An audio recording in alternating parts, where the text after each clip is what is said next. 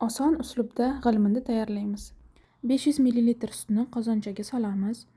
3 osh qoshiqda un va tabga ko'ra shakar, yarim choy qoshiqda tuz solamiz.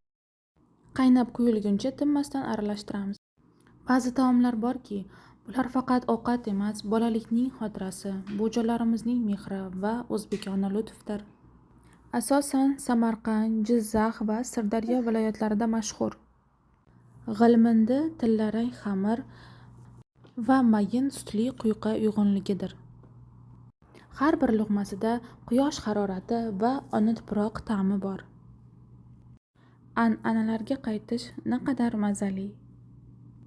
Lavash xamirini videodagi kabi to'rga bo'lib, sutli aralashmamizni surib chiqamiz.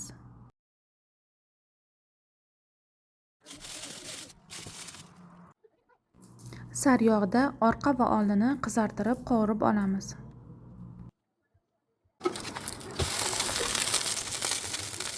Tashqarisi yupqa va qarsildoq, ichi esa sutning qaymoqli ta'miga to'la. Bir luqma va siz bolaligingizga qaytasiz. Barchangizdan like va komment kutib qolaman.